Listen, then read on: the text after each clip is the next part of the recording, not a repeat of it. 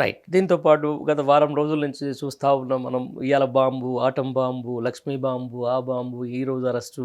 మీ పార్టీకి సంబంధించినట్టు working president మీద కూడా ఒకటే అదొక చర్చ.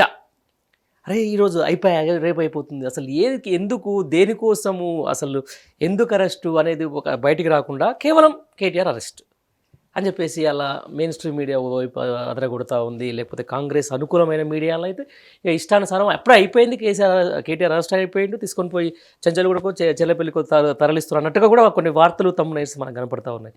అసలు ఏం జరుగుతుందన్న? ఎప్పుడు చేస్తారట? అరెస్ట్ చేస్తారా? అసలు అరెస్ట్ చేస్తే ఏదాని మీద చేస్తారు, దేనికి చేస్తారు?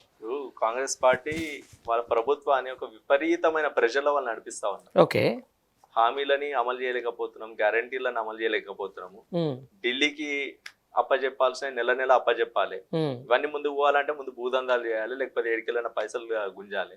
ఇవన్నీ కావాలంటే ముందు ప్రతిపక్షం జర సైలెంట్ గా ఉండాలి. మామూలు అన్నిటికంటే ఎక్కువ ఇబ్బంది పెడుతున్నారు ప్రతిపక్ష పార్టీ ఇబ్బంది పెడతా ఉన్నది కాబట్టి వాళ్ళని జర భయపెట్టే ప్రయత్నం చేద్దాం, కంట్రోల్ చేసే ప్రయత్నం చేద్దాం అని ప్రయత్నం చేస్తున్నారు వీళ్ళు.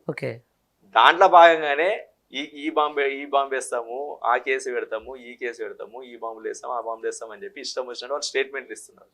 కానీ ఎవరు భయపడే పరిస్థితి లేదు అనేది ఇలా అర్థమైపోతా ఉన్నది. కేటీఆర్ గారే క్లియర్ కట్ గా క్రిస్టల్ క్లియర్ గా వాళ్ళకి స్టేట్మెంట్ ఇచ్చారు. మీరు కేసు పెడదాం అనుకుంటున్నా, కేసు పెట్టుర్రి, జైలుకు పంపుద్దాం అనుకున్నారా? నేను ప్రజల గొంతుకగా ఈ రోజు ప్రజల సంబంధించినటువంటి నేను వాళ్ళ వాయిస్ ని ముందుకు తీసుకుపోతున్న ప్రాసెస్ లా మీరు నా మీద అక్రమంగా కేసు పెట్టి మనం జైల్లో చేస్తా అంటే I'm ready for it, I'm ready to face the consequences అని చెప్పి కేటీఆర్ గారు నీకు పబ్లిక్ గా ఈరోజు స్టేట్మెంట్ ఇస్తా ఉన్నారు. సో ఎవరు భయపడే పరిస్థితి లేదు. ఇప్పుడు వాళ్ళు ఏం చేయాలో తెలియనటువంటి గందరగోళ పరిస్థితిలో ఈ రోజు కాంగ్రెస్ అడ్మినిస్ట్రేషన్ ఉన్నది. ఈ ప్రభుత్వం వాళ్ళ తీవ్రమైన ప్రెషర్ల పనిచేస్తా ఉన్నారు. అన్ని విధాలుగా అన్ని విభాగాల్లో విఫలమైనటువంటి ప్రభుత్వం నెక్స్ట్ స్టెప్ ఎట్లేయాలనేటువంటి ఆ క్లారిటీతో కూడా లేనటువంటి పరిస్థితులలో ఈ రోజు ఈ ప్రభుత్వం నడుస్తా ఉన్నది. ఈ అరెస్టుకు సంబంధించి లేకపోతే భయపెడుతున్న తెలంగాణ ఉద్యమం నుంచి వచ్చినటువంటి పార్టీ బీఆర్ఎస్ పార్టీ, ముందు నుంచి తెలంగాణ ఉద్యమకారులతోటి ఉన్నటువంటి పార్టీ, ప్రతిరోజు జరుగుతున్నటువంటి ఈ డైవర్షన్ పాలిటిక్స్ని తిప్పికొట్టే క్రమంలో కొంచెం అద్దురు మీరుతూ ఉంది. కాంగ్రెస్ పార్టీకి సంబంధించిన దాని మీద టైం ఇవ్వకుండా అసలు వాళ్ళని గుక్క తిప్పుకొని కూడా చేస్తూ ఉంది. ఈ పదం కరెక్ట్ ఏమో అని చెప్పేసి నేను అనుకుంటున్నా. అట్లే ఉందా? అంటే ఇప్పుడు లాస్ట్ 1 year లో they have taken enough time. ఏదైనా ఒక విజిబుల్ డెవలప్మెంట్ మనకు కనిపించిందా? అంటే సంక్షేమంలో ఒక 1 year వరకు ఇప్పుడు వాళ్ళు వెళ్తున్నటువంటి ప్రాసెస్ లో చూస్తే ఏదన్నా నిజంగా పని జరగబోతామని వాళ్ళు చెప్పినటువంటి హామీలన్నీ కూడా వాళ్ళు నిలబెట్టుకోబోతా ఉన్నారు అన్నటువంటి దాఖలాలు ఎక్కడ కూడా కనిపిస్తలేదు.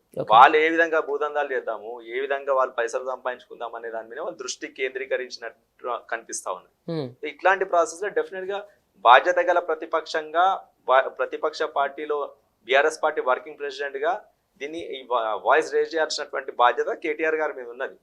ఖచ్చితంగా they have taken enough time. సంవత్సర కాలంలో ఫస్ట్ వాళ్ళు అధికారంలోకి వచ్చిన మొదటి రోజే సంతకం పెడతా అన్నారు, తర్వాత నెల రోజులు అన్నారు, తర్వాత 100 రోజులు అన్నారు, 6 నెలలు అన్నారు. సంవత్సర కాలం గడిచిపోయింది. మరి ఎక్కడ కూడా వాళ్ళు ఇచ్చినటువంటి గ్యారంటీలను అమలు చేయలేనటువంటి పరిస్థితులలో ఉన్నారు, హామీలను నిలబెట్టుకోలేనటువంటి పరిస్థితులలో ఉన్నారు.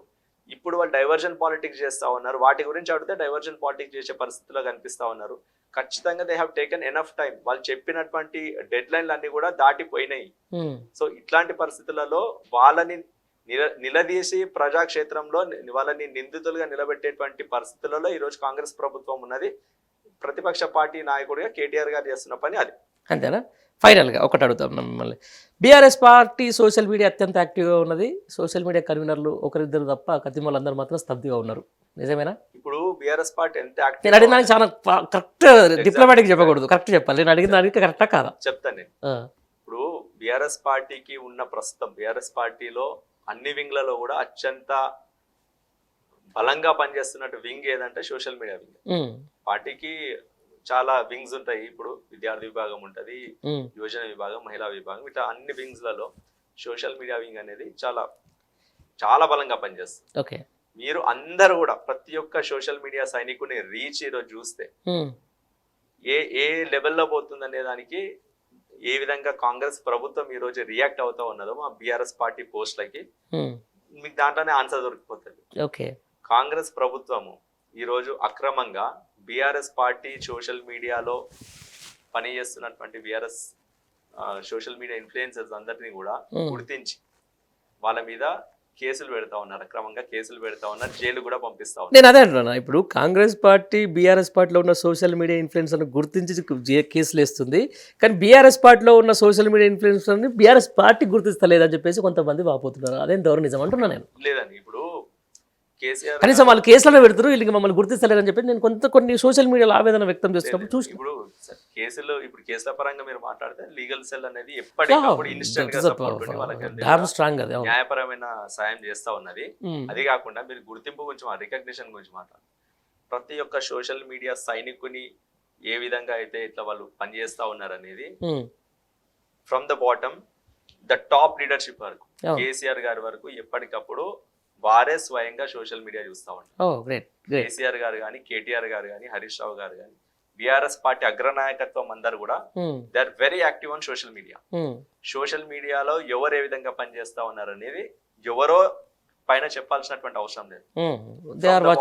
డెఫినెట్లీ ఖచ్చితంగా ఎవరైతే ఎంతమంది సోషల్ మీడియాలోనే ఈరోజు పాపులర్ అయినారు బీఆర్ఎస్ పార్టీలో సోషల్ మీడియాలో పనిచేస్తూ ఈ రోజు అగ్రనాయకత్వం గుర్తించి వాళ్ళని దగ్గరికి తీసుకునేటువంటి పేర్లు అనవసరం. ఇప్పుడు మీకు తెలుసు ఎంతమంది from nowhere they have become very good leaders. వాళ్ళ వాయిసెస్ మీరే తీసుకుంటున్నారు. సో దానికి అందరికీ కూడా కారణం ఎట్లా అంటే మన బీఆర్ఎస్ పార్టీ అగ్రనాయకత్వం వాళ్ళని ప్రోత్సహిస్తా ఉన్నది. అగ్రనాయకత్వమే ప్రోత్సహిస్తున్నప్పుడు ఇతర నాయకులు వాళ్ళని రికగ్నైజ్ చేసిరా చేయలేరా అనేటువంటి ప్రశ్న అప్రస్తుతం, అవసరం లేదు. సో బీఆర్ఎస్ పార్టీ సోషల్ మీడియాలో పనిచేస్తున్న ప్రతి ఒక్కరి ప్రతిభ, ప్రతి ఒక్కరి పనితనాన్ని అగ్రనాయకత్వమే గమనిస్తా ఉన్నది. ఖచ్చితంగా దానికి తగ్గట్టుగా భవిష్యత్తులో వాళ్ళందరికీ కూడా ఆ ప్రోత్సాహకం అనేది ఏ విధంగా వాళ్ళకి పార్టీ పదవులు కావచ్చు లేకపోతే ఇతర విధాలుగా ఏ విధంగా వాళ్ళకి ఎంకరేజ్మెంట్ ఉండాలో, మోటివేషన్ ఉండాలో అనేది కూడా బీఆర్ఎస్ పార్టీ అగ్రనాయకత్వమే అది చూసుకుంటారు. రైట్.